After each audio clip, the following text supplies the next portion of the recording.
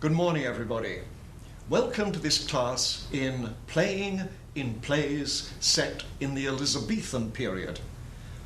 More specifically, the plays of Master William Shakespeare. All the world's a stage, and all the men and women merely players. They have their exits and their entrances, and one man in his time plays many parts, his acts being 7 ages. Shakespeare, of course, is performed in all countries of the world.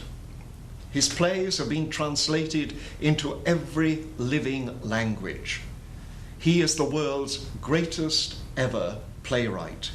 And so it's always a privilege to play in his plays, but people get very concerned when they have to act in the plays, particularly if they haven't had much experience in acting in them. And all kinds of questions come into their minds. How do I do this? How do I do that? And so on. Now, you're going to take part in this morning, and no doubt you have some questions as well. So has anybody a question about how you feel about acting in plays and something that confuses you? Anybody? Yes, Randall. How could Shakespeare write such brilliant and depthful emotions for such young people? Are you talking about the young characters? Yes. When writing, how does he get into? How is it possible that he writes for such young characters and can so well convey their emotions? I don't know. I'll answer that. Except that he was young himself at one time, and one can always remember the past. I mean, one of the great things, worst things about acting in Shakespeare is that when you get to my ripe old age of 97 and a half, then you say to oneself, if only I could play Romeo now, because I understand it. And so he, probably remembering his youth and everything else, which was a fairly wild youth, probably, remembers and writes like this. But of course the man was a genius, and we cannot qualify genius, we can't understand it. But he did it, that's all I can say, and I have no idea how, but I do know the effect of it, and I agree with you, he does write well for young characters. So that's not much of an answer, so let me have another question, I'll try and do better. How do you handle the difference between verse and prose? Do characters go back and forth between it? What is it? Oh yes, all the time. And it's very interesting in the plays that in moments of high emotion or moments of strong plot, you will usually find they go into verse. Also you'll find that the aristocrats generally speak in verse and the lower classes speak in prose, because verse, of course, is heightened language and gives an increased sense of importance to what one is saying at that particular time. But how to do it? Well, we're going to deal with that in the next tape. Thank you, Amber. Any more questions? One more. Nick. Some of the words are very hard to understand. Yes. We look for the words in dictionaries and they aren't necessarily always there. How are we supposed to know what Shakespeare is saying, and how are we supposed to convey that to our audience? Well, first of all, you've got not only to look at the back of your book, where the glossary will give you the explanation, but there are many, many other books which give you the definition of the word. Now, if you can't find that, all you do is say the word clearly, strongly, meaningfully, put some meaning behind it as an actor. You may be totally wrong, but put something behind it. I remember when I was a student, John Gielgud came to talk to us. John Gielgud, probably the greatest actor of Shakespeare this century. And somebody asked him the same question. And he said, look, if I don't know what the word is, I just say it strongly, clearly, articulate it well, let everybody hear it, and let them work it out. But the problem is, the modern actor tends to mumble it if they don't understand it. So I would say, hit it. Okay? Thank you. Well, those are some questions. You'll probably all have lots more questions, but it is strange language. There are unusual plots. There are sometimes peculiar characters. Wonderful characters, but sometimes peculiar. If you want to understand what it was like living in those times, then go to the movies and go and see Kate Blanchett in Elizabeth and go and see Miss Paltrow in Shakespeare in Love. And there you see two movies which capture the period perfectly. The way people behaved, the way people moved, the way they wore costumes, their living conditions and so on. And of course what those movies say is this: they were just the same as we are. And at this moment, Cleopatra is somewhere on campus doing some study. She's got the same characteristics as Cleopatra in the play. At this moment, Sir John Falstaff is sitting in some bar room in North Carolina, swigging his ale. So what I'm saying is they're real people, and watch. Look at people you see every day, and you will see these various characters. They keep coming back. Shakespeare was a master at reflecting the world. Well, what we're going to do is work on some of the things you will need in plays, like bows, curtsies, all the rest of it. But before we begin that, we're going to start work on something which is vital for all actors, and was vital for the actors in the plays in Shakespeare's time. And that is the study of mime. Now, I believe that any actor in training should study mime. Why? Because it teaches you to act with your body. And so often when we're acting, all we do is think and emote and forget that this wonderful instrument we've been given of 2 arms, 2 legs, a head, 2 feet, 6 ears, all this can communicate so much. There's an old saying that acting is think, show, speak. And so often we forget the show. So any study of mime will help. So we are going to study a little bit, we can't do much, on mime, and in particular the use of gesture in Shakespeare's theatre.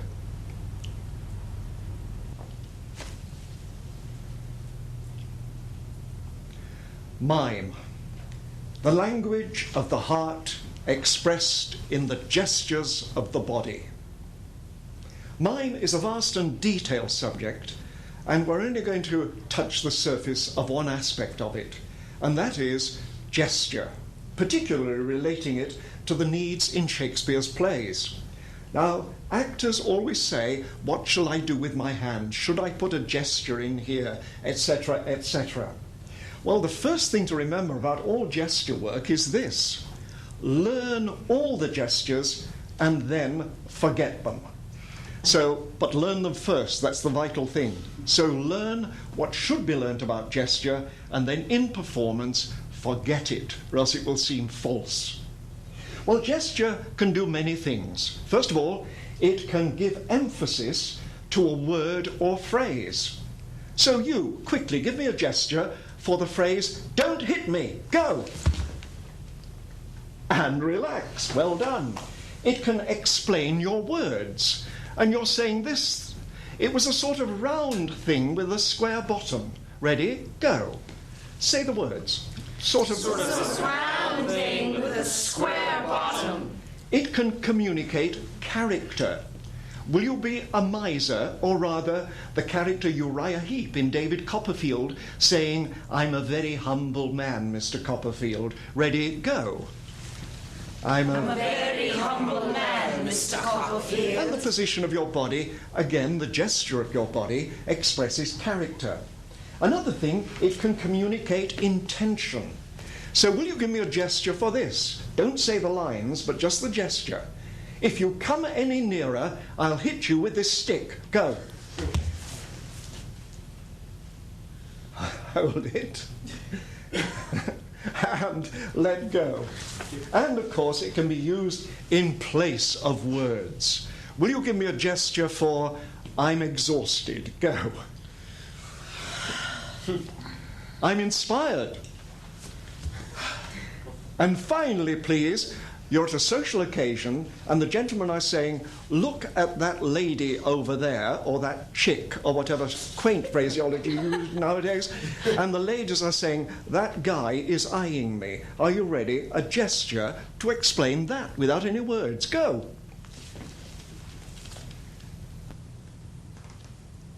Hold it and stop. So these are all gestures. And the point I'm trying to get over is this, that a gesture is not only made with the hands, not only made with the arms, but it can be made with any part of the body. A droop of the head is a gesture, a shrug of the shoulders is a gesture, a drop of the body, anything is a gesture. So what is a gesture? Any movement of the body having meaning in itself. Any movement of any part of the body having meaning in itself. Remember, a gesture is only as strong as the feeling behind it. So it is impossible to do a strong gesture unless you have an equally strong feeling behind that gesture. So the feeling is all important. Will you also remember 10 points now? First one, stillness is power. The stiller you can be on stage, in character, totally, the more powerful you are. Only use gesture when it's absolutely essential. The next thing, gesture demands clarity. What do I mean? It must be big enough for people to see. Don't do itsy-bitsy gestures of your fingers and so on. But a gesture has to be clear, it has to be strong, and so on. The next thing, a gesture must have purpose. There must be some reason behind it. So if a director says, "Why are you doing that?" you should be able to answer it. Maybe you simply answer, "Because my nose itches." Okay, that's a reason. There must be a purpose behind it. It must have motivation also. It must have justification. And above all, it must have variety. If an actor keeps on doing the same gesture all over, all through the play like this, it's exactly the same as saying the same words over and over. The audience get bored. So you've got to find infinite variety in the way you use your gesture. Gesture and the peak of emotion come together. So the peak of the line and the peak of the gesture come at the same moment. And you mustn't make the peak of the gesture come at a different time. More of that, hopefully, anon. The next point. When is a gesture correct? Well, it's the same as a move on stage. A gesture must feel right to the player, must look right to the audience, and must be right for the play at that time. And if a gesture answers all these conditions, then it should be a strong gesture. Gesture flows, of course. There's always a flow from your center. And it just doesn't do this, but there's a flow out to people, a flow in, and so on. And we've got to have this flow. It must have finish. What I mean by that is, when you make a gesture, you hold it for a second. Not this, and it's gone, but hold it. Don't mind holding a gesture.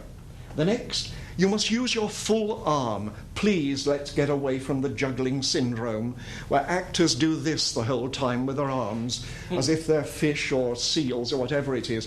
The dear Lord has given, she's sitting up there and saying, "I have given you full arms. Use them." Let's use your arms now, please. Okay, get your arms away from your side.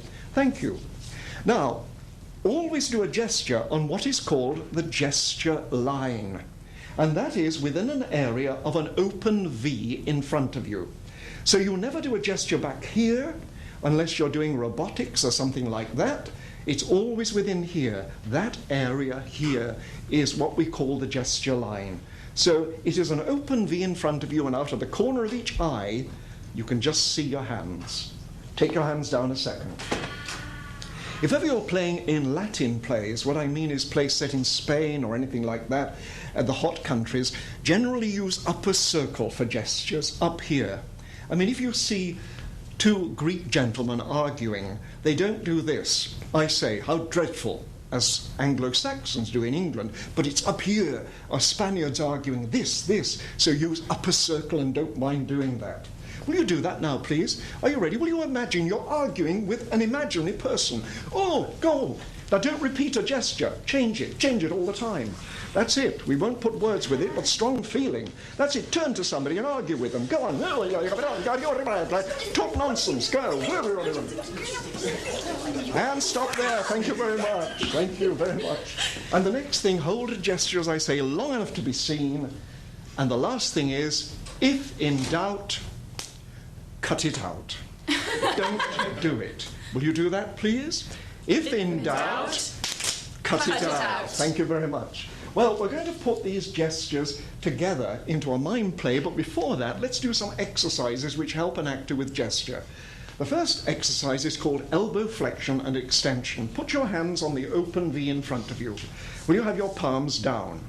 And now, will you bend at the elbows and at the same time let your fingers relax? Not from the wrist, but from the hand. And now, as you take the hand out, will you straighten the fingers so the hand only goes straight as your arm goes out, so you time it. So it is this. Just watch me a second. You go in, you go out. You go in, you go out. You go in, you go out. You go in, you go out. It sounds like some strange Italian actor. You go in. Good actor. Are you ready, please? And you go in, you go out. In, relax fingers. In and out, don't go too far back. In and out. You'll feel the benefit of this in about an hour's time when you get all stiff. Thank you. And now, please, palms up. Do the same thing. Ready? In and out. And in and out. And in and out. And now will you put words to that gesture as you say, me and you. Go. Me and you. And me and you. Thank you. Now let's do it alternately. Ready? Hands up. In and out. And in and out. Next thing, look along the line of the gesture. So it's in and there and in and there. And in and there and in and there. Palms up, same thing. Ready? In and out. Stop. Work from center. What do I mean? Watch me. In, I pull in slightly from center. I go out. Not just this, but in and out. Ready? Go. It's only tiny. Try it. Go. In and out and in and out. Lovely. Keep it forward, though. In and out and in and out. Now will you say this, please? You and me and you and me. Ready? Go. You and me and you and me. And now will you say you and me and you and all the world. Ready? Go. You and me and me and you and all the world. Thank you very much. All right. Now, we've got to get variety in that. This is only an exercise. And the purpose of the exercise is this. First of all, to encourage the actor to get the elbows up when they do gesture. Secondly, that finish at the end of the gesture, to hold it for a second. Let me very quickly give you a little routine which you could practice to advantage.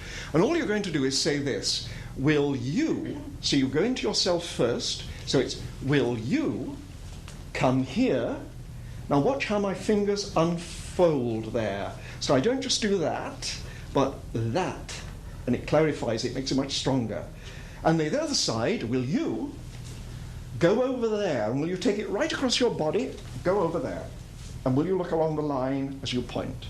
Right? Are you ready, please? And will you come here? Will you go over there? Will you be kind to that person and rather angry with that person? Ready? Go. Will you come here? Will you go there? Thank you. And the last time, do it the other way around. Ready? Go. Will you go here? Will you go over there? All right. Now, the more we do of this, the more we begin to use the arms. And, of course, even though a gesture can be made with any part of the body, it's mainly the arms and the hands we use on these 10 magic digits.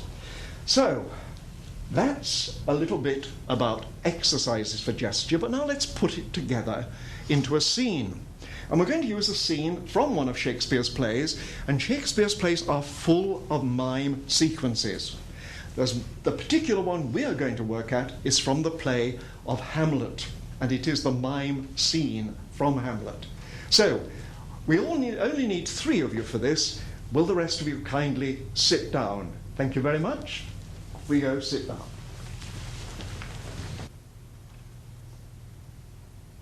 The mime play from Hamlet. Now, all the instructions are there in the text. Shakespeare's written them there for us. So, it is a play about a king who sleeps in a garden, is poisoned, and then the queen falls in love with the poisoner. We won't go into the where and why for of this play. We'll simply do it for gesture. So one of you is the villain. David, I think you make a great villain. And Jennifer, you're the queen. And Nick, you're the king. All right. Now, the first thing is this. You come in and you bow to the audience. So, could you just go back a bit, please? Thank you very much. What I'm going to ask you to do, actually, is come round here. Come round here if you can. Okay, thank you. I'm going to ask you to come right round here in a big circle, all of you holding hands together, right round here, continue the big circle. Oh, yes. And just end up here and then bow and curtsy forward. Don't worry about the Elizabethan bow or the Elizabethan curtsy yet. Do what you wish. But if by any chance you do a correct one, it will be a miracle. Are you ready, please? Ready? Come in, go. That's it, right round as if you're running in to greet the audience. Thank you very much. Stay there, bow and curtsy. Thank you very much. And now the next thing is, David, will you come out of the scene? Now what I mean is, going out of the scene, all you need to do is turn your back to us, and we'll immediately know that you're not there, believe it or not. So turn your back to us if you will. Thank you. Now will you put your hands down, David, like that, if you will. Watch me, please. So you've got your hands there, like that, with your back to us. Okay? That's it, straight down. Thank you. Straight down, straight down. So out to the side a bit more. That's it, just hold them there straight. That's it. The first thing is, enter a king and queen very lovingly. So will you hold hands, please? That's it. You put your hand on top. Will you look up at him, please, as if he's the finest king ever? Will you do something with your other hand, please? I'm not going to give every gesture, as if you are loving each other. And will you walk in and again just walk around here? Ready, go. Walk together in step. That's beautiful. Well done. Yes, I believe in it. And stop there. That's fine. And now will you separate by taking a step to the side and a long lunge and complete the step. And now the king makes protestations of love to the queen. We've got to know he's madly in love with her. So, Nick, will you say I to yourself, love, put your hand on your heart. That's it. Love. If you want to do passion, you do that, but we won't do that at the moment. Love. You. Stretch out.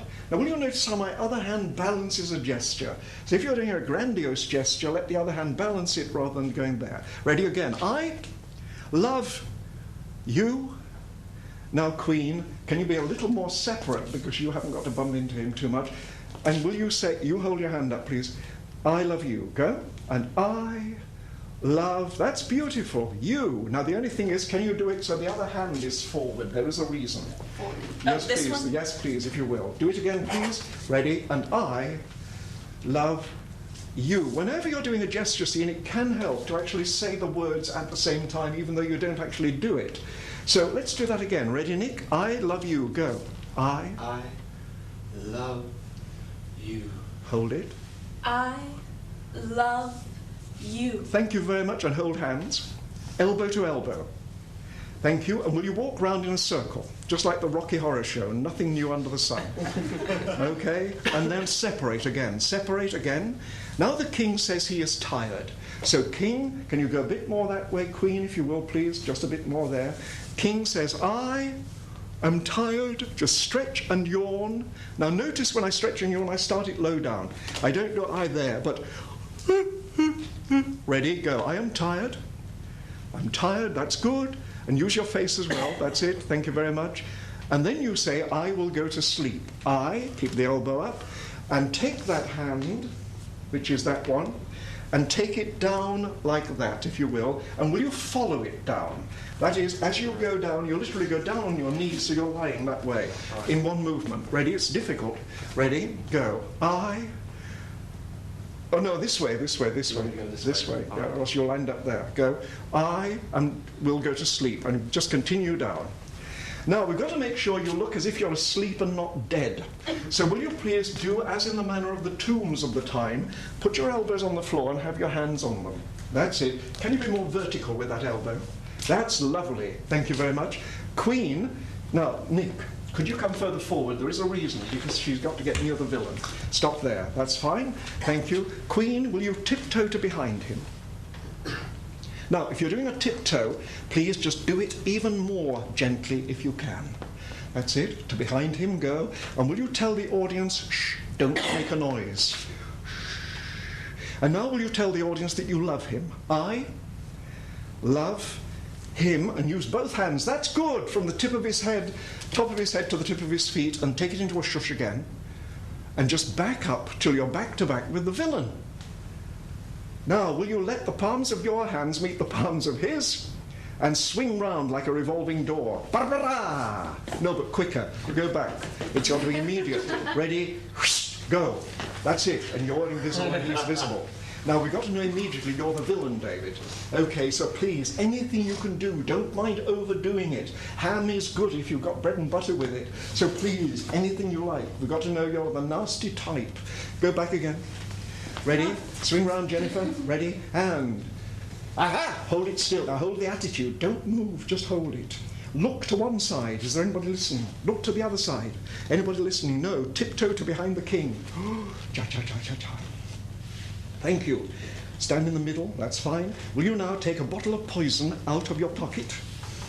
Hold it up, let us see it. Always reveal the prop, that's it. Unscrew it. Throw the top away. Will you smell it?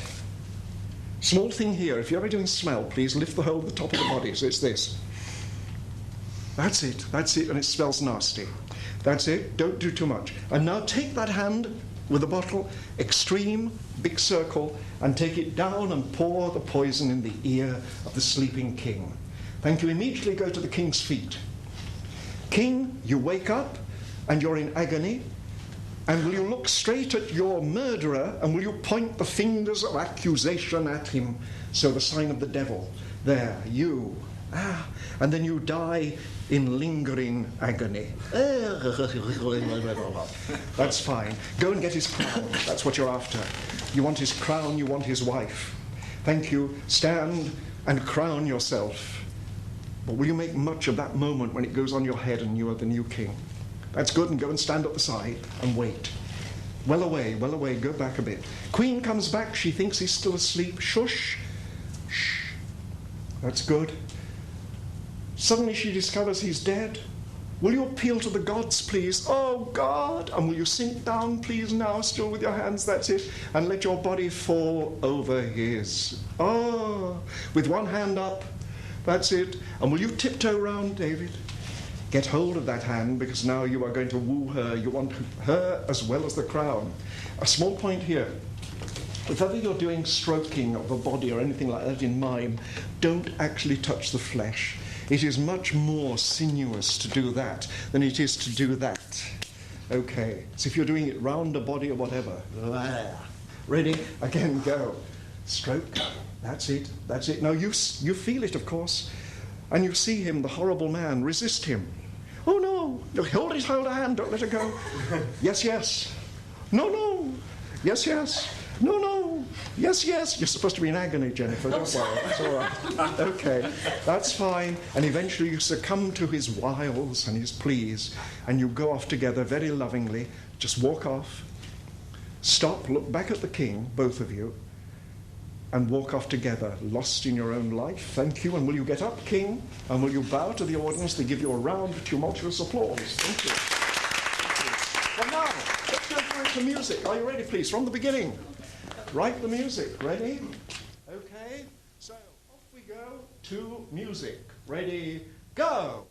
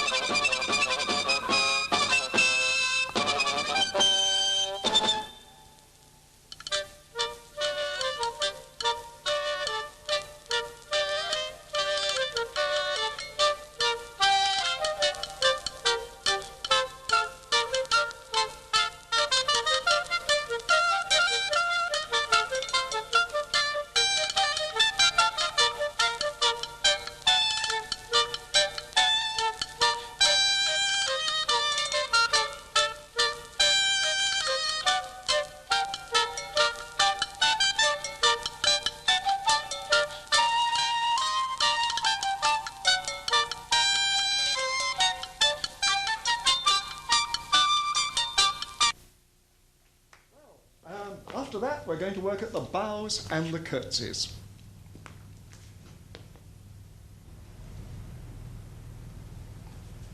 First of all, I should explain why we did the mime play. I believe that one can learn about things by doing them, not just having exercises, but actually be put into situations within a play. So what I mean about gesture is I think the way to learn gesture is to use it within a gesture scene. And so the more you do that simple mime play, the more you begin to get used to getting the arms away from the elbows away from the side, having finish, breadth, and everything else in gesture. The more you do it, the better you become. But now, let's get on to bows and curtsies. As you know, this was a time when people didn't contact each other physically too much. And so they greeted each other, particularly in the upper classes, by bowing to them or curtsying to them. And of course, Shakespeare's plays are full of bows and curtsies. So let's learn how to do them correctly in the manner of the period. First of all, the bow, the gentleman's bow. Now, ladies, will you learn this as well, please? You may have to direct gentlemen at some point in your lives. And the thing to remember is you take the left foot back. It is always the left side. Now, why? It is the heart side, and you're presenting that to the person. It's not just me who says this. There are reference after reference within the plays of Shakespeare to this business of using the left foot. Let me give you one.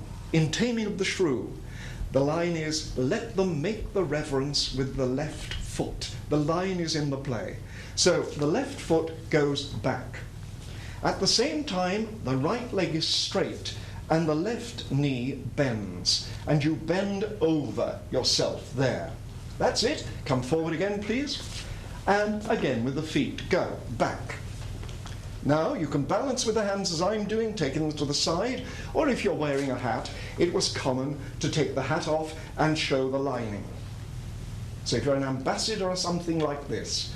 And of course, you can take the hat off and you can swing it over here if you so wish. But the legs remain the same. Are you ready? Go. Just a second. Come into it again, please. Ready? Again, go. Sorry, no.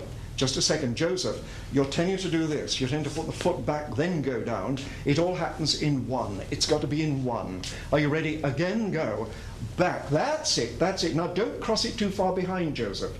It must. That's it. Thank you very much. So let's do it for the final time. Will you do it in profile, please? All facing that way. That way. Thank you very much. Ready? Go. Bow. Thank you very much. And up you come. And now the curtsy, or courtesy. Ladies, you have the stomacher. That is a piece of metal, bone, whalebone, whatever it may be, under the breast, going down to a point here, and the whole of the dress is fastened round it. It's like a great firm corset, so you can't bend in the middle. So all you can bend is from the groin here. So what happens is this, you go back, and this part is straight, and that part is straight. So it's as if the body is bending in the middle like that. Now hold your skirts at the same time. Are you ready? And go back. That's it. Gentlemen, do it as well. Well done. Now it doesn't really matter what leg you take back because nobody can see. You can do what you like under your skirts, scratch your legs, anything. Ready? Back again. Go. That's fine. And now, will you please, Joseph, will you bow to Amber? Can you go a little further away from her? Amber, go a bit more that way, if you will, please, so you don't hit each other. Bow and curtsy. Ready, go. No, Joseph, again, you've got to take that. You're tending to take the foot back, then go down. It's got to be done in one. Again, go. Go. That's it. Thank you very much. Up you come. Now the gentleman offers his hand to the lady, and of course it's a little higher than in medieval times because of the width of the skirt and so on. So offer your hand to her, please. You put your hand on top, that's it, turn front, and you would go walking. Stop there. Let's think about stance now. How do you stand? Well, ladies, feel pulled in here the whole time. If in doubt, feel pulled in there, and you can't go far wrong. So tighten, tighten, tighten there. It can also help to tighten the buttocks. That also gives you the right stance. Gentlemen, of course, in this costume, you are padded, you're full of bombast, your costume, and so again, you can't slop. So stand proudly and tall. And let's review the exercise we did in the medieval class for stance. Put your hand above your head. This lifts the rib cage. Relax your fingers from the wrists, from the elbows, from the shoulders, and just keep it there. Don't go to number 5. 1, 2, 3, 4. No. Ready? Again, go. 1, 2, 3, 4. Thank you. And now, gentlemen, your legs stance. When you walk, it is impossible to walk as in a modern costume like this. Why? Because you will probably be wearing the padded trousers or galligaskins. So the thing is, it's almost like a John Wayne walk. You've got to really take the stage, you know, with a sort of swagger. There was a wonderful... We're getting to the age now where we have lots of things written about how to behave. And there was a wonderful quote: men should stand with their knees slightly far apart, but not too far apart as if they were wont to urinate. So, in fact, not like that, but just apart. Okay. Now, can you swagger round, gentlemen, please? John Wayne, ladies, you walk round, please, and you glide under your skirts and bow and curtsy to anybody you come across. Go. Round you go. That's it. But be easy, please. You've got to get used to it so it becomes easy. That's fine. Well done. Thank you very much. The next thing, what do men do with their hands? Well, don't put your hands behind your back in this period, gentlemen. I would say put them in the belt here, have it on the garment here, have your hands on your hips here, anything like that, but don't stand in the modern way like that. And certainly not like that, especially if you've got nervous hands. Don't do that. So the next thing is rarely use the left hand for any gesture.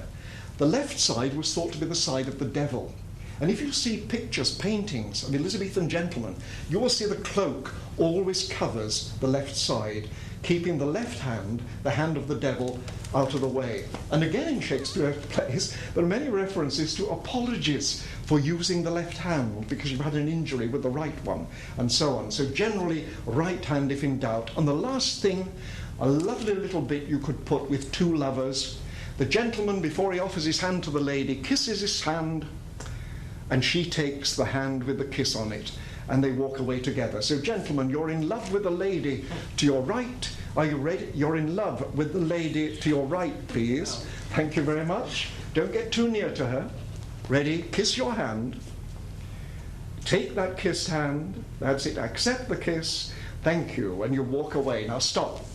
Ladies, you did not take out a handkerchief and do that. In fact, the handkerchief was used, but it was never used for blowing the nose or anything like that. In fact, the real way of blowing the nose, believe it or not, in Shakespeare's time was this. Literally like that, or using the sleeve. And Queen Elizabeth I was supposed to do that in public. Dreadful. The handkerchief was used simply to have perfume, to stop the nauseous smells. So, let us finish this, please, with the bow. Go. Foot back, thank you. And the curtsy, go. And eyes down, thank you very much. And the handhold with the kiss, go. Thank you. And the men's stance, strong and firm, John Wayne, thank you. And where do you put your hands, gentlemen? That's it, firm. Thank you very much. And now we're going to learn a dance of the period which expresses the spirit of the period more than anything else. And when you're acting in Shakespeare's plays, what you're trying to get over is the spirit of the period, as in any period. So we are going to learn now a dance which would be ideal to learn at the beginning of a rehearsal session to get the actors in the mood for what is to follow. And that dance is called the Galliard.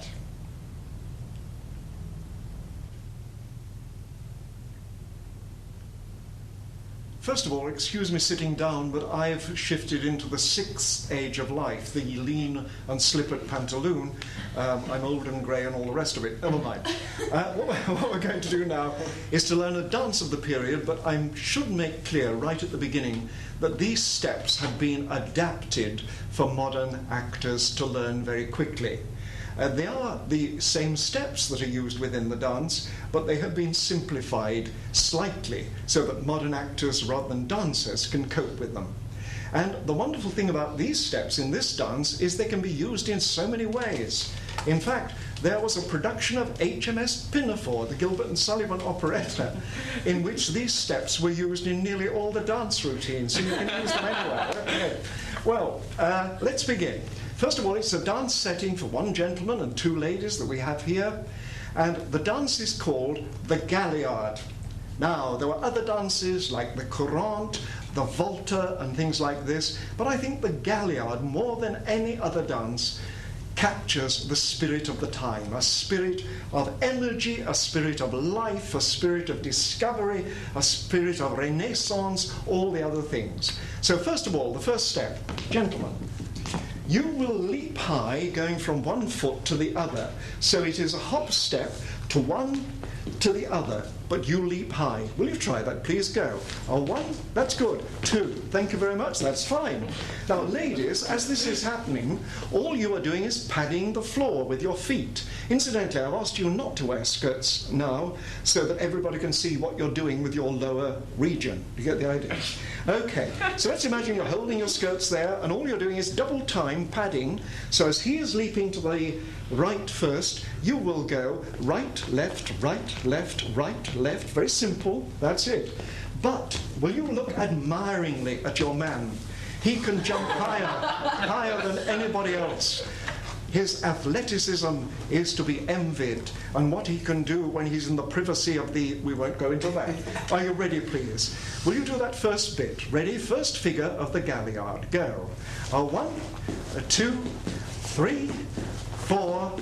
Stop there. We only do 4 of them. Ladies, can you look admiringly at your gentleman, rather than looking as if to say, what is the raving idiot doing now? Are you ready? Let's start it again. Now, you can hold your hands high, as in a Scottish jig. Just the same, if you wish. Ready? Go. Stop. Then you all turn round to the right for 8 beats. Go. Right, 2, 3, 4, 5, 6, 7, 8. And as you turn round, display your costume so all the people watching can say, look at that seam, isn't it wonderful? Now you do the same thing, but you leap to the left first. Ready? Leap to the other side. Go. No, you're doing your padding of your feet, ladies. That's it. Don't get so carried away with the handsome gentleman in the middle that you forget what you're doing.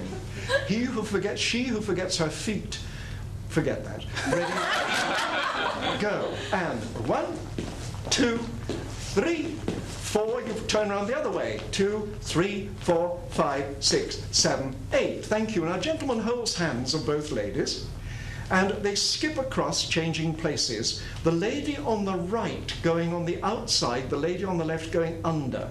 Now, it's important, gentlemen, to stand with your feet apart. Remember those drawers, those galligaskins, the John Wayne, and control your ladies as they go past you. Swing them round then. Don't let them control you, or else we get that sort of thing. Ready? Go. 1, 2, 3, 4, 5, 6, 7, 8. Now we repeat that. Ready? Go. 1, 2, 3, 4, 5, 6, 7, and 8. Now, ladies, will you dance with a little more spirit than that, please? Are you ready? Go. 7, 8 again. 1, 2, 3, 4, 5, 6, 7, 8. Thank you. He will choose the one who dances best to take to McDonald's after the taping. So please, do it again, please, and make yours better than hers. Ready, go. 1, 2, 3, 4, 5, 6, 7, 8. Swing them round, Brad, if you will. That's it, swing them. That's it, and again. 1, 2, 3, 4. That's fine. And one last time, go. Thank you, and stop there. Now we go on to a rather difficult step. It is a true Galliard step, and it looks marvellous in costume. You step back on your left foot. You then take the right foot and point the toe. You step forward and you stamp, but you hop before them. So it is back, hop, forward, stamp. Then you do a change of 3. You put your back foot first, then your forward foot goes back, and then the forward foot goes forward again. Let's do it again because it's difficult to explain. You start with the left foot back. Ready? And back, hop, forward, stamp, 1, 2, 3. And back, hop, forward, stamp, 1, 2, 3. And back, hop, forward, stamp, 1, 2, 3. And back, hop, forward, stamp, 1, 2, 3. And don't worry if you can't get it, they were not all expert dancers. The next figure is 8 skip steps forward. So you join hands for this. And it is a 1, a 2, a 3, a 4, a 5, a 6, a 7, 8 back. 1, 2, 3, 4, 5, 6, 7, 8. Don't look at the floor, it will take care of itself. Look at the man or look at the people, but never at the floor. 4 forward, go. A 1, 2, 3, 4, back. 2, 3, 4, repeat. 1, 2, 3, 4, back. 2, 3, 4. Now the gentleman lunges to the lady on his right, the lady of prominence, that's it, so you mustn't be too near to her, or she'll slap her across the stomach. She turns round to the right, displaying her dress proudly. He then lunges to the lady on his left, and she turns. No, she turns that way. It turns out. That's it. 6. You've got to do it to an 8 count. Thank you. You all go round to the right. Go. 1, 2, 3, 4, 5, 6, 7, 8. You all go round to the left. 1, 2, 3, 4, 5, 6, 7, 8. And you bow and curtsy forward. Go. That's beautiful. Let's quickly just go through the steps. Ready? First figure. Ready? Go. A 1, a 2, 3, 4. Turn right round to the right. Repeat to the left. Go. Ya-da-da, ya-da-da, ya-da-da, ya-da-da. Oh, cha-cha-cha-cha-cha-cha-cha-cha-cha. Crossover. 1, 2, 3, 4, 5, 6, 7, 8. Count the steps, ladies. 3, 3, 4, 5, 6, 7, 8. Repeat. 1, 2, 3, 4, 5, 6, 7, 8. 1, 2, 3, 4, 5, 6, 7, 8. And now, that difficult step, go, and back, hop, forward, stamp, don't look at the floor. Have confidence, that's it, lovely. Point the toe as you go up, please. Hoop, cha-cha-da, hoop, pa, chi-chi-chi-chi-cha-da, hoop, cha-cha-cha, cha, yap-pa-dum-pa-da. 8 forward, 1, 2, 3, 4, 5, 6, 7, 8, back, 2, 3, 4, 5, 6, 7, 4. Repeat, repeat. Repeat. Lady on your right. 2, 3. What a magnificent lady she is. Lady on your left. What a beauty she is. How lucky the man is. All go round. That's it.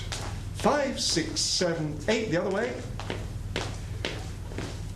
And you bow and curtsy forward. It was a very energetic dance. And sometimes galliards went on for 10, 20 minutes. Queen Elizabeth I was said to have done 6 galliards before breakfast. Whether that is true, I know not. So, we've looked at it in this way, but now let's see what the bows, the curtsies, and the dance look like in costume. Didn't they do well?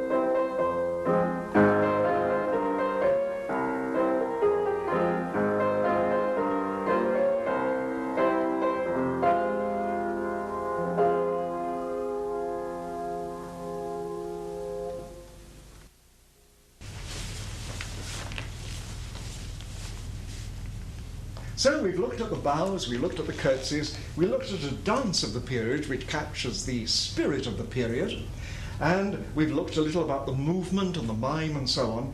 But now let's think, how do we act the plays? Well, the answer to acting the plays, indeed any play, can be found within one of Shakespeare's own plays. The play Hamlet, Hamlet's advice to the players. And this is where he's telling the players how they should act the scene of 16 lines that he's inserted for this play to be presented before the king. So let's imagine we're in the end stages of the mime scene again. Are you ready?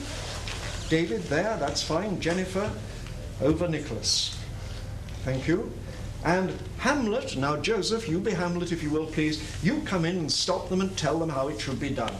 And players react. Acting is 50% acting, 50% reacting. So listen to what he's saying. Agree with him, disagree with him. Ready? Go. Speak the speech, I pray you, as I pronounced it to you, trippingly on the tongue. But if you mouth it as many of your players do, I had as lief the town crier spoke my lines. Yeah, good. React. That's sound. Make sound. Nor do not saw the air too much with your hand as thus, but use all gently. For in the very torrent, tempest, as I may say, whirlwind of your passion, you must acquire and beget a temperance that may give it some smoothness. Oh, yeah. Oh, it offends me to the soul to hear a robustious, periwig-pated fellow tear a passion to tatters, to very rags, to split the ears of the groundlings who, for the most part, are capable of nothing but inexplicable dumb shows and noise. He's got a point there. He's right, yeah. I would have such a fellow whipped for o'erdoing termagant. It out Herod's Herod. Pray you, avoid it. I warrant your honor. That's it. Now join in at any time. Make sounds, talk, that's it. Now, explain what they've got to do now, but you mustn't overdo it. But what's the next thing you say? Be not too tame neither, but let your own discretion be your tutor. Suit the action to one word, the word to the action. Suit the action to the word, not one word. Sorry about that. Again, please go. It's all right. But be your tutor. Suit the action to the word to the action, with this special observance that you o'erstep not the modesty of nature. Thank you. Well done, Joseph. Thank you very much. Just sit down now. Thank you very much.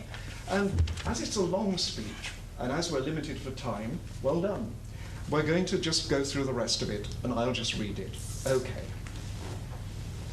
Suit the action to the word to the action, with this special observance that you o'erstep not the modesty of nature.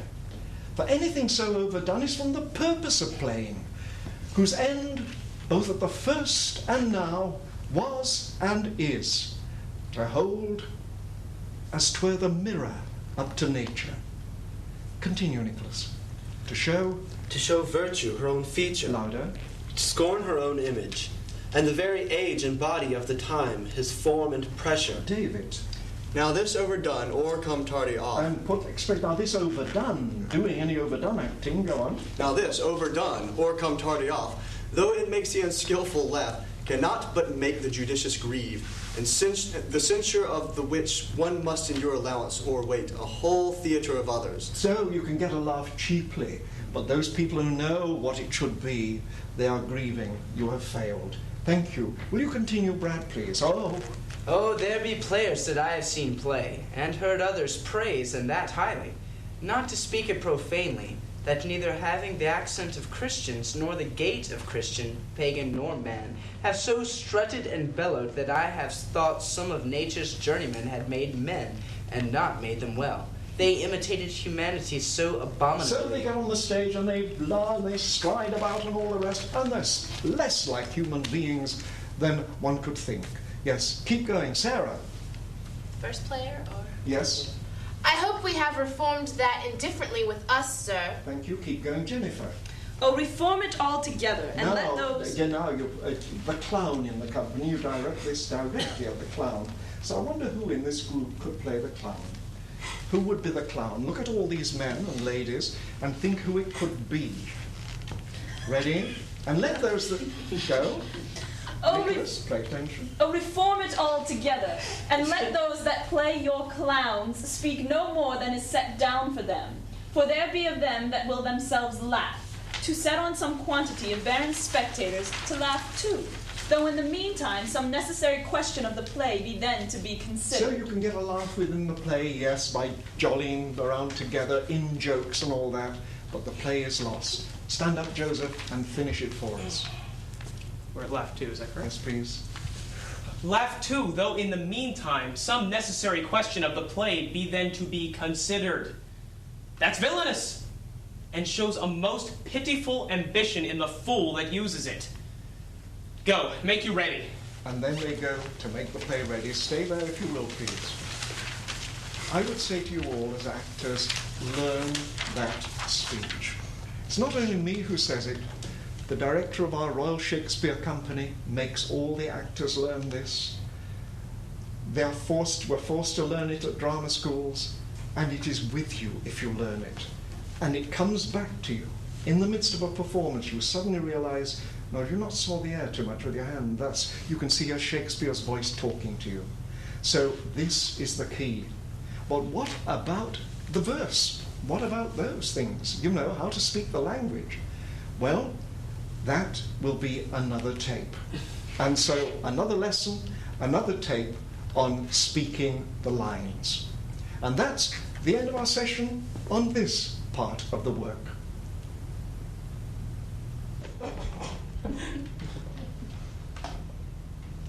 We've just been learning a little about the movement of the period, the bows, the curtsies, the handholds, the gestures, and so on.